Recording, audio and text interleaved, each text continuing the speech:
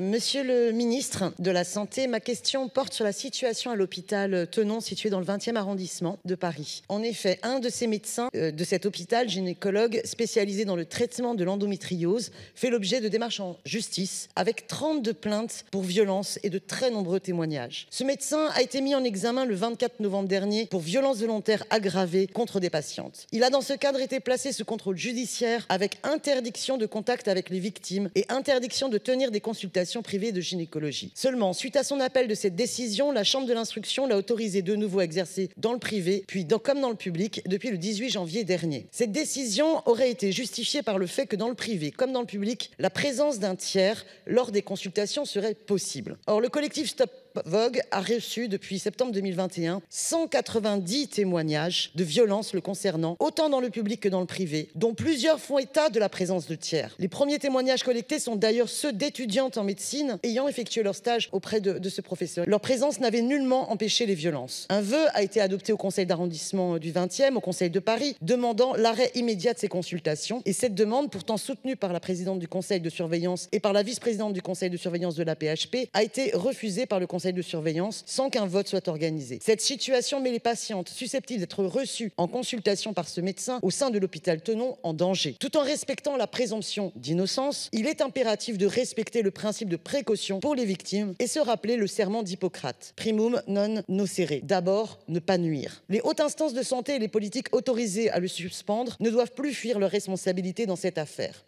La direction de l'hôpital Tenon, l'ordre des médecins, l'agence régionale de santé, le centre national de gestion des praticiens hospitaliers et bien sûr l'assistance publique hôpitaux de Paris. C'est pourquoi monsieur le ministre, je vous demande d'intervenir afin de suspendre ce médecin tant dans le public que dans le privé, dans l'attente de la fin des poursuites judiciaires et qu'il ne soit plus autorisé à enseigner et cesse ses interventions à la Sorbonne.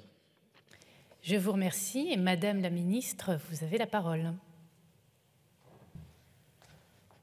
Merci Madame la Présidente. Madame la députée, vous m'interrogez sur la suspension d'un médecin de l'hôpital Tenon mis en examen pour violence. Je tiens tout d'abord à exprimer ma solidarité avec toutes les victimes de violences obstétricales et gynécologiques. La réglementation prévoit qu'une mesure de suspension à titre conservatoire peut être prononcée par le directeur d'un établissement de santé en cas de mise en péril de la continuité du service et de la sécurité des patients. Toutefois, celle-ci ne s'applique que dans les limites de son établissement. Ainsi, elle n'interdit pas aux praticiens d'exercer dans un autre établissement ou en cabinet libéral. Seul l'ordre des médecins est en mesure de prononcer une interdiction d'exercice à l'égard d'un médecin. De même, la suspension des activités universitaires d'un PUPH ne relève pas du directeur de l'établissement de santé. Dans les circonstances où sont mises en péril la continuité du service et la sécurité des patients et des étudiants, le directeur du CHU et le président de l'université concernée peuvent décider de suspendre conjointement les activités d'un enseignant hospitalier. Dans ce cas, ils en réfèrent sans délai au ministre chargé de l'enseignement supérieur et de la santé qui confirme cette suspension à titre conservatoire ou y mette fin. Ainsi, le ministère de la Santé, avec le ministère de l'Enseignement supérieur, a saisi la juridiction disciplinaire compétente de la situation de ce praticien. Une procédure judiciaire est également en cours. Plus généralement, afin de renforcer et d'accélérer les procédures, nous avons diffusé à l'attention des établissements un guide de constitution des dossiers disciplinaires des personnels HU transmis au ministère en vue d'une saisine de la juridiction disciplinaire compétente à l'égard des personnels hospitalo-universitaires et un guide actualisé sur le fonctionnement de la GDHU. Les deux ministères se sont fixés un délai de 2 mois pour saisir la juridiction disciplinaire dès la réception d'un dossier complet. Depuis un décret modificatif de 2020, la présidente de la juridiction nomme des rapporteurs parmi les conseillers des tribunaux administratifs et des cours administratives d'appel pour professionnaliser ce rôle. Le ministère est particulièrement mobilisé dans la lutte contre les violences gynécologiques et obstétricales, en lien notamment avec l'avis du 29 mars rendu par le CCNE sur le consentement lors des examens gynécologiques. Merci Madame la Ministre. Madame Simonet. Oui, écoutez, votre réponse ne me satisfait pas puisque ce professeur peut toujours continuer finalement à exercer dans des consultations. Et je pense qu'il est vraiment temps qu'il y ait une véritable reconnaissance par la loi des violences obstétricales et gynécologiques.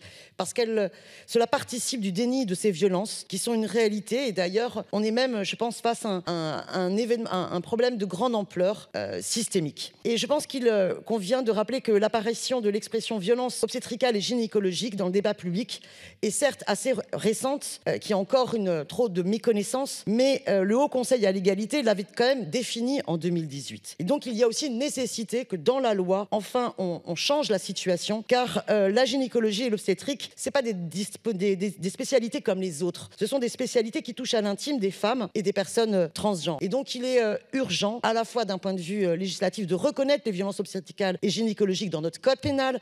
Il faudrait également proposer de préciser la notion de consentement du patient et compléter le code de la santé publique en la matière et agir avec beaucoup plus de formation et de formation continue pour les professionnels de santé aux violences faites aux femmes. Mais dans l'urgence, il faut suspendre par précaution ce médecin qui fait l'objet de tant de poursuites. Merci Madame Simonet.